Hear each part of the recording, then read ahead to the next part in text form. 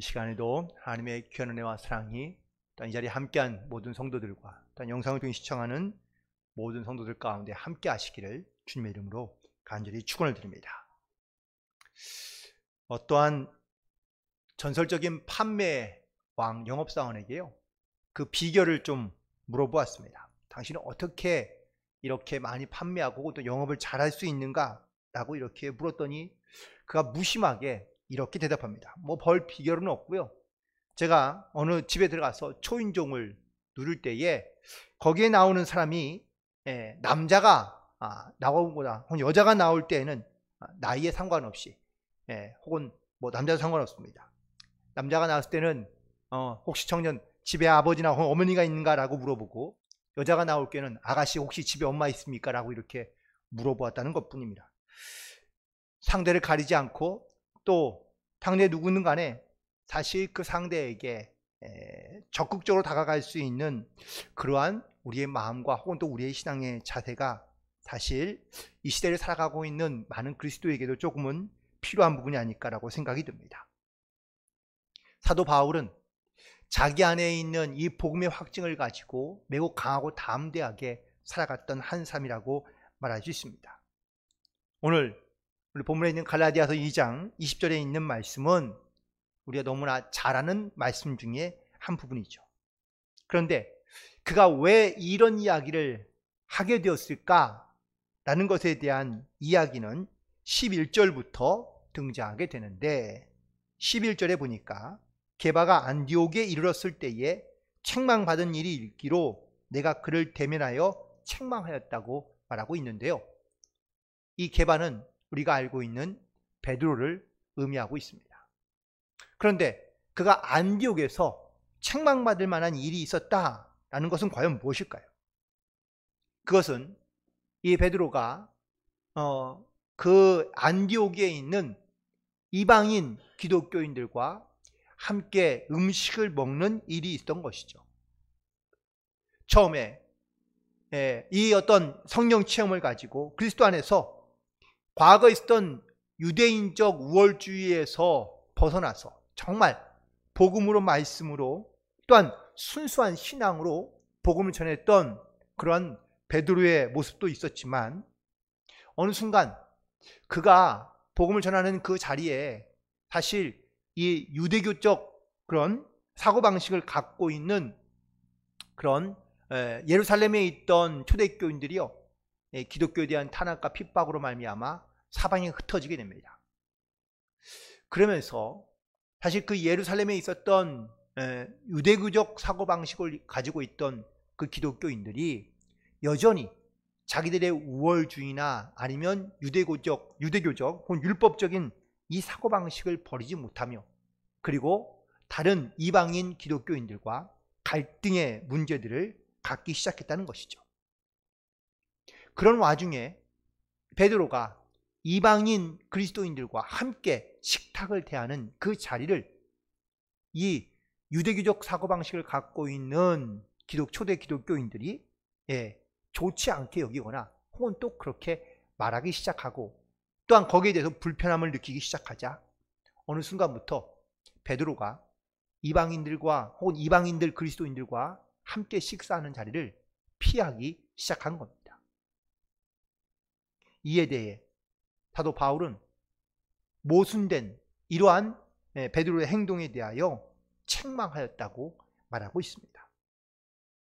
그리고 이 안디옥 교회나 혹은 또 갈라디아, 이 특별히 이방인들 그리스도인들에게 이 신앙의 어떤 이러한 뿌리가 흔들릴 수밖에 없는, 혹은 또 이런 행동과 모습 가운데 우리가 어떻게 그리스도인으로 이 땅 가운데 살아가야 될지를 말하고 있는 것을 볼 수 있는데, 16절에 있는 말씀을 가서 보시면 사람이 의롭게 되는 것은 율법의 행위로 말미암음이 아니요 오직 예수 그리스도를 믿음으로 말미암는 줄 알므로 우리도 그리스도 예수를 믿나니 이는 우리가 율법의 행위로서가 아니고 그리스도를 믿음으로써 의롭다함을 얻으려 함이라.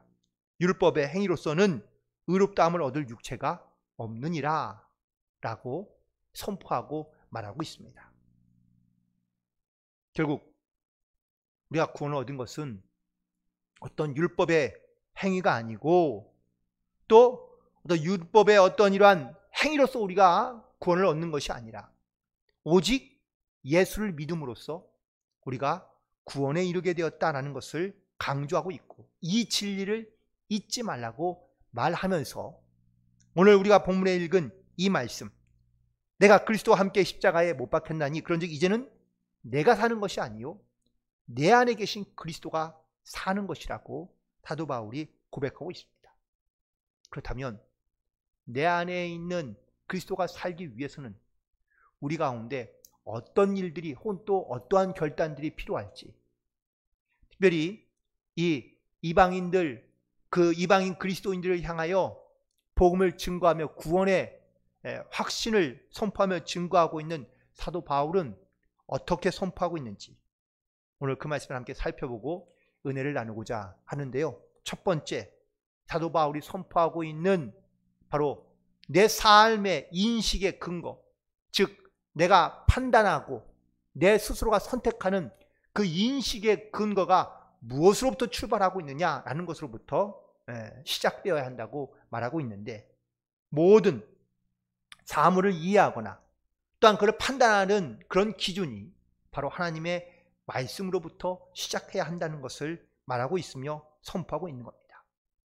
특별히 모든 시대의 가치관에 따라서 아니면 세상의 어떤 흐름에 따라서 우리의 생각과 혹은 우리의 사조가 변해가나 달라져 가는 것이 아니라, 또한 변해갈 때에는 반드시 그 근거가 성경과 하나님 말씀 안에 있는 것으로 근거를 삼고 인식하며 나아가야 한다는 것을 말하고 있는 것이죠. 바울도 그도 율법주의자였고 또한 유대교적 사고방식을 갖고 살아갔던 사람이었습니다. 그런데 그가 예수님을 만나고 난 다음에 그가 알던 모든 철학 아니면 학문, 또 세상에 있던 모든 어떤 가치관들을 다 버려버리고 그리고 예수님을 쫓기 시작했다고 그는 고백하고 있지요. 그가 골로새서 2장 8절에서 이렇게 고백하고 있습니다. 누가 철학과 헛된 속임수로 너희를 사로잡을까 주의하라. 이것은 사람의 전통과 세상의 초등학문을 따름이요 그리스도를 따름이 아니라고 말하고 있습니다. 그가 예전에 배웠던 혹은 또 알았던 모든 것들이 다 헛된 것이라는 것을 그가 깨닫게 되었다는 것은 지금 자기가 알고 있는 이 하나님의 말씀의 진리 가운데 자기는 확신과 또한 믿음을 가지고 살아가고 있다고 고백하고 있는 말이기도 합니다. 그전에는 그것이 옳은 줄 알았고, 예전에는 세상의 지식과 철학이 내 인생의 중요한 가치관을 이루는 것으로 생각했었지만, 이제는 말씀 앞에 하나님의 또한 말씀 안에 서고 보니 인간의 지식과 가치관에는 한계가 있고, 그리고 그거는 세상의 초등학문이라고 선포하고 말하고 있는 것을 보게 됩니다. 결국 우리의 인식의 어떤 근간과 또 근거를 이루고 있는 것이 과연 무엇인지, 내가 세상을 알고 있는 세상의 지식과 경험으로 내 인생의 가치관을 혹시 판단하거나 아니면 결정하고 있는 것인지, 아니면 하나님의 말씀으로 말미암아 지금 내 모든 인식과 판단의 기준을 바로 그 말씀에 두어 내가 판단하며 결단하고 있는 것인지, 이처럼 자기의 모습을 돌이켜보고 또한 자기가 정말 이 하나님의 말씀 가운데 살아가고 또한 그 판단의 근거를 가지고 살아간다는 것이 바로 내 안에 그리스도께서 살아계신 것이라는 것을 깨닫게 되고, 또한 이런 믿음의 고백으로 나아갈 수 있게 되기를 간절히 소망합니다. 그래서 사도 바울은 고린도후서 5장 17절에 이렇게 고백하고 있죠. 누구든지 그리스도 안에 있으면 새로운 피조물이라 이전 것은 지나갔으니 보라 새 것이 되었다고 고백하고 있습니다. 이전 것이 지나갔다는 것의 말의 의미는 바로 자기가 이제까지 갖고 있었던 세상의 모든 그런 이해와 인식과 그리고 가치관들이 완전히 새롭게 되어서 과거의 것은 다 버려버리고 새로운 변화의 가치관을 가지고 살게 되었다고 고백하고 있는 겁니다. 또한 갈라디아서 2장 20절에는 바로 내가 그리스도와 함께 십자가에 못 박혔다고 고백하고 있습니다. 자기를 십자가에 못 박아 나를 죽이고 또한 나를 드러내지 않도록 이러한 성경적인 하나님의 말씀에 의지하여 살아갈 수 있는 영적인 변화가 이 사도 바울에게서 일어나게 되었다는 것을 고백하고 있고요. 또한 갈라디아서 5장 24절에서는 그리스도 예수의 사람들은 육체와 함께 그 정욕과 탐심을 십자가에 못 박아야 한다고 말하고 있습니다. 우리가 어떤 세상에서의 참다운 진리와 또한 인식을 가지고 살아갈 때 어떤 세상의 어떤 교육이나 아니면 세상의 어떤 가치관과 철학을 가지고 우리가 하나님의 뜻을 분배한다는 것은 사실 어려운 일입니다.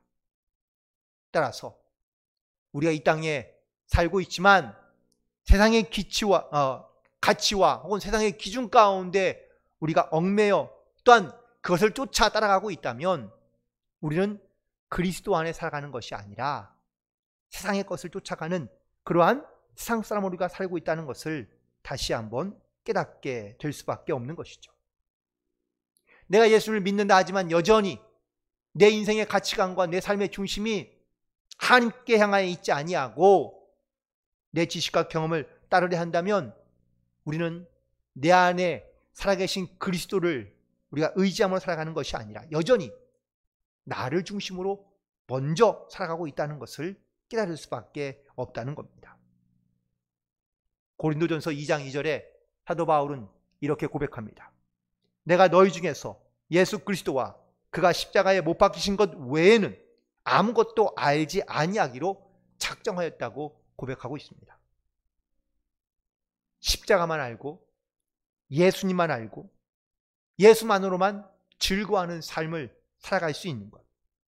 이게 물론 세상 사람들이 보기에는 미련해 보이는 것 같지만 세상을 살아가는 그런 어떤 삶의 지혜와 또한 삶의 어떤 세상에 대한 바른 인식을 가지고 살아가는 성도라면 예수만이 길이고 진리고 생명인 것을 깨닫고 그리고 내 안에 계신 그 그리스도를 바라보며 믿음 안에 결단하며 살아가는 그러한 성도의 모습으로 살아가는 것이 바로 이 시대를 살아가야 될 성도의 사명인 줄로 믿습니다. 오늘도 내 안에 계신 그 그리스도가 계신지를 우리가 반드시 돌이켜보고 이 예수님만 바라보며 또한 예수님만 동행함으로 살아갈 수 있는 저와 여러분이 되기를 주님의 이름으로 간절히 축원을 드립니다. 또한 동시에 내 안에 계신 그리스도가 산다는 것은 바로 나의 본성과 자기의 감정을 따라 살아가는 것이 아니라 성령의 인도하심을 따라 살아가야 한다는 것을 말하고 있는 겁니다. 우리는 모두가 다 그리스도께서 십자가의 죽으심을 통하여 우리를 구원하시고 또한 우리의 죄를 다 사하여 주신 그 십자가의 사랑에 감사하며 또한 그 주님의 희생을 따라 우리도 본받아 이 땅 가운데 살아갈 때에 이 복음을 증거하며 또한 성령의 인도하심을 따라 순종하는 삶을 살아가야 될 줄로 믿습니다. 물론 제자들이 예수님을 따라 3년을 같이 있으면서 많은 것을 보고 많은 것을 듣고 또한 많은 것을 깨닫고 배우기도 했지만 사실 실제적으로 그들이 성령의 붙들림 받는 삶을 살아갔느냐? 아니요, 그렇지 않습니다. 말씀도 듣고 또한 병 고치는 능력도 행하고 그리고 훈련도 받았지만 여전히 그들은 자기의 감정에 이끌려 살아가는 그러한 사람들이었다라는 것이죠. 우리도 마찬가지일 것 같습니다. 나도 물론 말씀도 잘 듣기도 하고 또한 배우기도 하고 또 심지어는 우리가 어떤 성령의 어떤 변화되는 어떤 이러한 큰 은혜를 우리가 입으며 살고 있지만 여전히 내 삶의 주인은 내 감정과 혹은 또 내 생각이 이끌려 살아가는 경우가 많기 때문이죠. 정말 내 안에 그리스도가 살아계셔서 그 그리스도가 정말 살아 계신다면 또한 그리스도로 말미암아 살아가고 있다면 우리의 영적인 문제뿐만 아니라 심지어 우리의 감정적인 문제까지도 우리는 잘 절제하며 살아갈 수 있어야 될 줄로 믿습니다.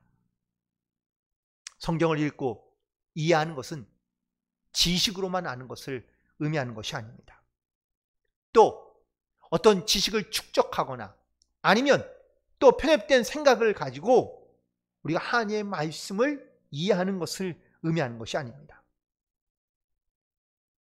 어떻게 보면 우리는 지적으로 하나님을 아는 것으로 머물러 있거나 혹은 또 거기에서 멈춰 있는 경우가 많다는 겁니다. 하지만 하나님은 우리가 그냥 지식으로만 아는 하나님을 우리가 경험하거나 혹은 더 아는 것으로 그치지 아니하고 더 나아가서 성령의 충만함을 받으라고 말씀해 주고 계시는데요. 요한복음 3장 5절에 이렇게 말씀하십니다. 예수께서 대답하시되 진실로 진실로 내게 이르노니 사람이 물과 성령으로 나지 아니하면 하나님의 나라에 들어갈 수 없느니라라고 말씀하고 계십니다. 내가 아는 것과 내가 믿는 것이 하나가 되는 것이 사실 너무나 중요한데 우리가 하나님의 말씀뿐만 아니라 물과 성령으로 거듭난 영적인 하나님의 백성으로 살아가지 못한다면 우리는 하나님의 나라에 들어갈 수 없다는 이 말씀을 우리는 반드시 기억하며 나아가야 될 줄로 믿습니다. 그래서 에베소서 4장 13절에 보니까 우리가 다 하나님의 아들을 믿는 것과 아는 일에 하나가 되어 온전한 사람을 이루어 그리스도의 장성한 분량에 충만한 데까지 이르라고 권면해 주고 있습니다.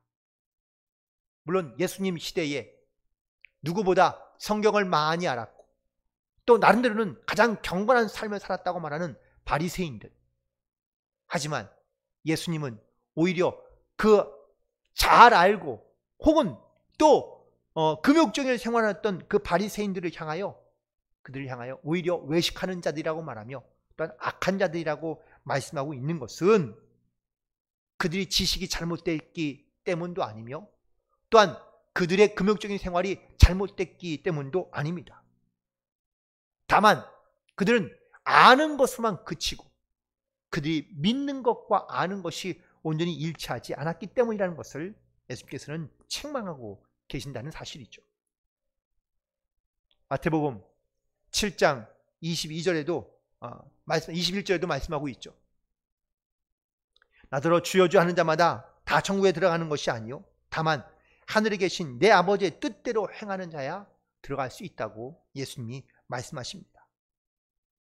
내가 바른 교리와 진리를 알고 내 하나님 말씀 가운데 내가 순종하는 것을 우리가 고백하며 또는 결단했다 할지라도 그것이 정말 하나님의 뜻인지 하나님께서 기뻐하시는 일인지를 우리는 반드시 점검해 보고 나아가야 한다는 것을 말하고 있는 겁니다. 정말 내 안에 그리스도가 계시고 또한 그 그리스도로 말미암아 내가 살고 있다는 것을 고백한다면 나의 어떤 이러한 지식과 감정에 이끌려 살아가기보다 하나님께서 살아가는 또 하나님께서 살게 하시는 그 은혜와 방법이 무엇인지를 우린 분명하게 또한 깨닫고 결단하며 나아갈 수 있어야 될 줄로 믿습니다. 그리스도인에게 감정이란 사실 성령께서 우리에게 주시는 그 감정을 의미하고 있는 겁니다. 성령의 감정이란 이렇게 말할 수 있겠죠. 기도하고 순종을 통하여 하나님이 기뻐하시는 일들을 나도 역시 기뻐하고 나도 역시 즐거워하며 나도 그 은혜로 말미암아 내가 감사함으로 살아가고 있다는 것을 고백하는 겁니다. 로마서 8장 2절에 사도 바울이 고백하기를 그리스도 예수 안에 있는 생명의 성령의 법이 죄와 사망의 법에서 너를 해방하였다고 선포하고 고백하고 있습니다. 이 영적인 자유함이 있을 때에 우리가 느끼는 그 기쁨과 또한 감동과 감격은 내 인간적인 혹은 또 어떤 내 감정적인 것에 의존하며 살아가는 것이 아니라 바로 이 영적인 자유함으로부터 또한 구원의 기쁨으로부터 또한 성령께서 우리 가운데 역사하신 그 생명의 성령의 법에 의해서 이끌림 받아 살아가는 것이 이것이 바로 참된 성도들의 모습이며 또한 정상적인 어떤 성도의 삶의 모습인 줄로 믿습니다. 그래서 사도 바울이 고린도후서 13장 5절에 이렇게 묻습니다. 너희에게 믿음이 있는가? 너희 자신을 시험하고 너희 자신을 확증하라. 그리스도께서 너희 안에 계신 줄을 너희가 스스로 알지 못하느냐? 만약에 이걸 알지 못한다면 너희는 버린 운 자라고 말해주고 있습니다. 이 고백은 내 삶의 주체가 내가 아닌 바로 하나님께 있으며 또한 그리스도께서 내 안에 주인 되어 주실 때에 우리가 어떠한 어려움과 혹은 또 신앙과 혹은 믿음의 결단 가운데 고백 가운데 내 안에 그리스도께서 계시고 또한 역사하신다는 이 사실을 믿음으로 고백하며 살아갈 수 있다는 것을 말하고 있습니다. 그래서 오늘 본문에 있는 말씀 속에서 사도 바울이 다시 한번 고백하고 있죠. 이제는 내가 사는 것이 아니요 내 안에 있는 그리스도가 사시는 것이라고 그는 이렇게 고백하고 있습니다. 내 안에 계신 주님은 나에게 무엇을 말씀하시고 또한 나에게 무엇을 원하시며 또한 내 안에 정말 그리스도가 살아계신다면 우리는 무엇을 증거하고 무엇을 나타내며 또한 우리는 무엇을 선포하며 살아가면 좋을까요?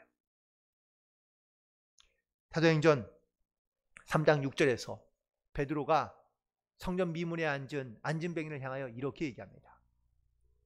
은과 금은 내게 없거니와 내게 있는 이것을 내게 주노니 나사렛 예수 그리스도의 이름으로 일어나 걸으라고 선포합니다. 그에게 있는 것은 어떤 물질이나 아니면 어떤 지식을 말하는 것이 아니라 그 안에 있는 예수 그리스도의 능력, 자기 안에 계시고 역사하시는 그 예수님의 이름을 선포했을 때에 하나님의 놀라운 기적과 역사들이 초대교회 안에 또한 많은 성도들 안에 이렇게 예수님의 역사가 나타나게 된 줄로 믿습니다. 복음 때문에 또 복음으로 인하여 또한 복음을 증거하는 자로서 우리가 이 땅 가운데 살아가는 성도일진데 우리가 과연 이 복음의 능력을 가지고 또한 예수님의 능력을 가지고 우리가 살아가고 있는지를 반드시 돌아보고 정말 우리 안에 이 예수님의 이름으로 또한 예수님의 말씀으로 예수님의 능력으로 충만하여 믿음으로 승리하며 또한 주의 이름을 선포하며 나아갈 수 있는 그런 저와 여러분이 되기를 간절히 축원을 드립니다. 마지막으로 내 안에 있는 그리스도가 역사하는 분들은 삶의 목표와 또한 삶의 목적이 하나님의 구원을 이루는 것으로 집약되어 가고 있다는 사실입니다. 본문에서 내가 육체 가운데 사는 것은 나를 사랑하사 나를 위하여 자기 자신을 버리신 하나님의 아들을 믿는 믿음 안에서 사는 것이라고 고백하고 있습니다. 바울은 자기의 삶의 목표와 비전을 바로 이렇게 고백하고 있습니다. 바로 하나님을 믿는 믿음 안에서 살아가는 것. 이것이 바로 자기의 삶의 목표이며 목적인 것을 선포하고 있습니다. 로마서 14장 8절에서는요. 사도 바울은 이렇게 고백합니다. 살아도 주를 위하여 죽어도 주를 위하여 그러므로 사나 죽으나 우리는 다 주의 것이라고 고백하고 있습니다. 이렇게 고백할 수 있던 이유는 과연 무엇일까요? 자기의 삶의 목적과 목표가 예수님 때문이라는 것을 그는 확실하게 고백하고 결단하고 있기 때문인 것이죠. 그런데 이렇게 고백할 수 있는 것은 이런 바울 같은 사람만 고백할 수 있는 것일까요? 그럼 과연 나는 어떻게 내 안에 계신 그리스도에 대하여 우리는 증언하고 있고 또한 고백하고 있습니까? 사는 것은 나를 위하여 살고 죽는 것은 주를 위하여 죽을 수 있습니까? 우리가 어떠한 삶의 목표를 가지고 살아가는지, 특별히 내 인생의 목적과 방향이 무엇을 향해 가고 있는지, 우리가 이런 바울의 고백처럼 우리도 역시 살아도 주를 위하여 또한 죽어도 주를 위하여 살아갈 수 있는 그러한 저와 여러분이 되기를 간절히 축원을 드립니다. 시편에서 다윗은 우리 잘 아는 고백처럼 이렇게 고백하고 있습니다. 여호와는 나의 목자시니 내게 부족함이 없으리로다. 그가 나를 푸른 초장에 누우시며 쉴 만한 물가로 인도하시는도다. 내 영혼을 소생시키고 자기 이름을 위하여 의의 길로 인도하시는 그는 이 믿음의 고백을 통하여 자기가 어디에 있든지 어떤 환경이 있든지 간에 하나님이 나를 인도하시고 또한 부족함이 없게 하시고 또한 의의 길로 역사에 인도해 가실 것을 그는 고백하고 있는 것을 볼 수 있습니다. 우리도 이 다윗처럼 이런 믿음의 고백을 가지고 살아갈 수 있게 되기를 간절히 소망합니다. 하나님께서 저와 여러분을 부르시고 택하시며 그리고 또한 우리를 통하여 하나님의 뜻을 이루고자 하는 구원의 계획 가운데 우리를 사용해 주실 줄로 믿습니다. 그러므로 우리의 인생의 목표와 방향을 우리가 하나님의 말씀 가운데 두고 또한 그 말씀을 의지하며 살아갈 수 있을 때 하나님께서 우리를 통하여 이루시는 하나님의 거룩하신 뜻을 온전히 이루어갈 수 있게 되는 줄로 믿습니다. 에베소서 1장 5절과 6절에 그 기쁘신 뜻대로 우리를 예정하사 예수 그리스도로 말미암아 자기의 아들들이 되게 하셨으니 이는 그의 사랑하는 자 안에서 우리에게 거저주시는 바 그 은혜의 영광을 찬미하게 하게 하려고 우리를 부르시고 또한 우리 가운데 역사하신다고 말씀해 주고 계시고요. 고린도후서 4장 11절에 보니까 우리 산자가 항상 예수를 위하여 죽임에 넘기움은 예수의 생명이 또한 우리 죽을 육체에 나타나게 하려 함이라고 고백하고 있습니다. 우리가 완전하고 온전한 또 완벽한 그러한 인생을 살아갈 수 없습니다. 우리도 때로는 어쩌면 훨씬 더 때론보다는 훨씬 더 자주 그리고 더 많이 우리는 실수하며 혹은 실패하는 인생을 살아갈 수 있습니다. 성경에도 보면은요, 정말 귀한 믿음의 사람들이 때로는 실현하기도 하고 혹은 또 실패한 인생을 하는 경우도 많이 있을 수 있습니다. 욥도 예레미야도 자기의 생애를 저주하기도 했고요. 엘리야도 그리고 요나도 하나님 앞에서 죽기를 요청하며 하나님께 간구했던 경우도 있습니다. 또 바울과 바나바도 함께 복음을 전하며 또 함께 전도 여행을 했던 사람이지만 그 둘도 역시 싸워서 결국은 갈라지기도 했습니다. 신앙과 믿음을 가지고 있다고 해서 실수하지 않거나 실패하지 않거나 온전하고 완벽하다고 생각한다면 사실 그것은 우리의 교만일 수 있습니다. 우리는 다 연약하기도 하고 부족하기도 합니다.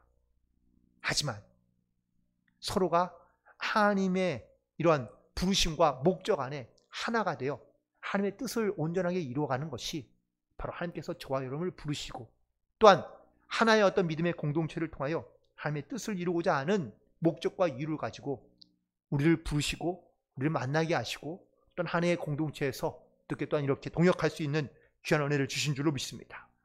그래서 이 영적인 하나님의 부르심의 목적을 우리는 잘 기억하고 또한 깨닫고 그리고 믿음으로 순종하여 하나님의 뜻을 이루어갈 수 있을 때 내가 사는 것이 아니라 내 안에 있는 그리스도가 살아나게 되어 하나님의 나라와 그의 뜻을 이루어갈 수 있는 그런 영적인 귀한 믿음의 삶을 살아가게 되는 줄로 믿습니다. 하나님의 은혜를 잊지 않고 감사함으로 살아가는 것이 바로 또한 내 안에 그리스도께서 살아계신 그런 증거라고 말할 수 있습니다. 그래서 사도 바울은 항상 기뻐하고 그리고 쉬지 말고 기도하며 범사에 감사라고 우리에게 권면해 주고 있습니다. 이렇게 할 수 있는 이유는 바로 내 안에 그리스도가 살아계시기 때문인 줄로 믿습니다.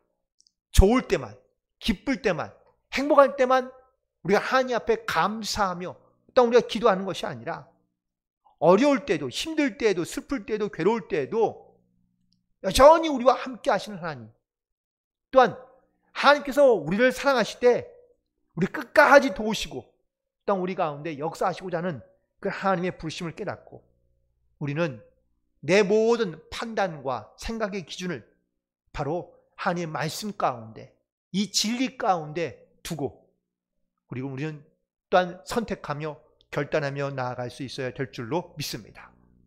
우리는 감정과 그리고 본성을 가지고 살아가는 그런 사람이기도 합니다. 그래서 내 본성에 혹은 내 감정에 치우쳐 나아가는 것이 아니라 우리의 모든 생각과 마음과 또한 이 감정을 하나님께 맡겨드리고 또 성령의 충만함을 통하여 하나님의 그 마음을 닮아 이 땅 가운데 살아가야 되고, 마지막으로 하나님의 영광을 위하여 우리를 불러주시고 또 우리가 맡겨주신 하나님의 그 목표와 또한 소망하는 그 목적을 향해 우리는 끊임없이 나아가며, 그리고 이 모든 일이 합력하여 선을 이룰 수 있도록 내 안에 정말 그리스도께서 살아계신지, 또한 나는 이 그리스도와 함께 나아가고 있으며 그리스도를 살리기 위하여, 또한 주의 이름을 높이기 위하여 나는 지금 영적으로 어떻게 살아있는 믿음을 가지고 살아가고 있는지를 날마다 확증하여 보고, 또한 날마다 믿음 안에서 고백하여 하나님의 거룩함을 이루어가며 주의 뜻을 이루어갈 수 있는 그러한 승리하며 나아갈 수 있는 우리 모두가 되기를 주님의 이름으로 간절히 축원을 드립니다. 기도하시겠습니다.